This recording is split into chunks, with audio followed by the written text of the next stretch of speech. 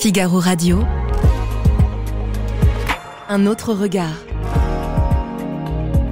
Anne de Guigné et Salomé Boulet. Figaro Radio. Bonjour Anne de Guigné. Bonjour. Dans votre chronique Un autre regard aujourd'hui, vous vous intéressez à un des grands sujets de cet automne, les punaises de lit. Oui, les punaises sont le fléau officiel de cette rentrée. Appartements, cinéma, métro, aéroports, écoles, elles ne laissent aucun répit aux honnêtes citoyens.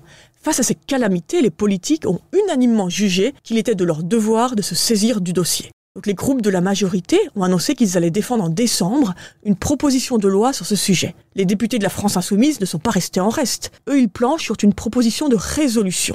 Quant aux socialistes, plus ambitieux, ils entendent lancer un groupe de travail pour aboutir à une proposition de loi transpartisane. Le gouvernement ne pouvait pas s'abstenir, donc un comité interministériel a été lancé vendredi dernier pour s'emparer à son tour du sujet. Mais que les politiques se soucient d'un problème de santé publique, ce n'est pas idiot aussi ? Non, c'est plutôt une bonne nouvelle, évidemment, c'est le devoir de l'État. Mais à mon sens, il y avait quand même quelque chose d'un peu affligeant. Et je parle évidemment avant le drame qui est arrivé en Israël ce week-end, voir tout le débat politique tourner autour de ces punaises, qui sont certes pénibles, mais il y a peut-être d'autres sujets. Bon, peut-être que toute cette attention politique permettra aux uns et aux autres de se sentir au moins soutenus dans leur malheur, et qui sait de faire reculer l'invasion de ces nuisibles. Si on se rappelle le sort du pauvre roi Raoul, qui était mort au Moyen-Âge de pédicolose corporelle, donc un nom savant qui cache une réalité assez horrible, ça veut dire qu'il a été rongé par la vermine, on peut que se réjouir de voir les politiques beaucoup plus volontaires et accepter de lutter contre les punaises.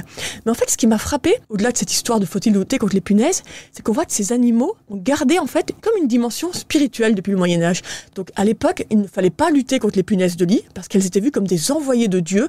Il fallait donc se soumettre à la calamité. Aujourd'hui, évidemment, ce n'est pas du tout le même sujet, mais j'ai décelé comme une dimension toujours un peu spirituelle autour du rôle de l'État dans la lutte contre les nuisibles. Une dimension spirituelle, c'est-à-dire ? En fait, oui, ça paraît absurde, mais si on revient au classique, notamment regardez Fernand Braudel. Je pense que c'est lui qui a le mieux défini les missions de l'État. Et vous allez voir de quoi je parle.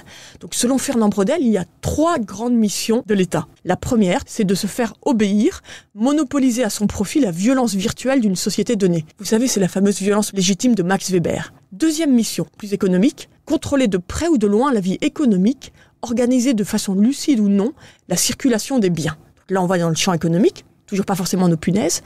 Troisième mission, et c'est là où ça m'a intéressé, participer à la vie spirituelle sans laquelle aucune société ne tiendrait debout, tirer une force supplémentaire si possible des puissantes valeurs religieuses en choisissant entre elles ou en leur cédant. Et c'est là qu'on voit que la lutte contre les punaises de lit revêt cette part de dimension spirituelle. Alors évidemment, il n'y a pas de grand débat transcendantal, il n'y a pas de grande religion qui prend d'appui. Donc on voit que derrière cette demande de soutien dans la lutte contre les punaises de lit, il y a un aspect spirituel, non pas que se posent des grandes questions religieuses, mais on voit en fait qu'aujourd'hui, c'est ce qu'attendent les citoyens de l'État pour préserver sans doute une forme d'unité. Et on voit qu'en fait, les dirigeants ont plus grand mal à prendre en main cette question sur les valeurs communes. Évidemment, dans un monde de plus en plus fracturé, quelles sont les valeurs communes ? Et que le commun, en fait, c'est tellement réduit qu'on en vient simplement à se dire qu'il faut préserver le bien-être des citoyens.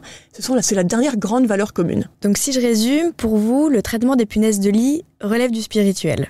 Oui, mais vous avez compris évidemment le raccourci. Mais en tout cas, c'est dans cette mission de l'État, la dernière mission selon Fernand Braudel, de l'organisation de la lutte pour les valeurs communes. Et évidemment, ça me déçoit de me dire qu'aujourd'hui, on n'a plus que ça en commun, d'assurer le bien-être de chacun. Et ça m'a fait penser à un penseur libéral, Bertrand de Jouvenel, qui est assez oublié aujourd'hui, mais qui est un grand penseur de l'après-guerre. Et dans son essai « Éthique de la redistribution », il soulignait, à l'époque, la dimension spirituelle, non pas des punaises de lit, mais justement de la redistribution. La redistribution qui ne se contente pas de lutter contre la pauvreté, en s'assurant que chacun ait un revenu minimum décent, mais qui tente en fait d'instaurer une forme d'égalitarisme. Et Braudel disait, le socialisme cherche à retrouver cette unité, l'unité de la nation, sans la foi qui la rend possible. Il avait déjà cette réflexion sur le fait comment dans un monde sécularisé on retrouve l'unité. Et en fait, quelques décennies plus tard, on voit que ce n'est plus la redistribution qui nourrit cet espoir d'unité, mais les services publics anti-parasitaires. Chacun jugera si c'est un progrès ou non. Merci Anne de Guigné. Je rappelle qu'on peut lire vos chroniques dans Le Figaro et sur le site du Figaro.fr et les écouter sur Figaro Radio. À bientôt. À bientôt.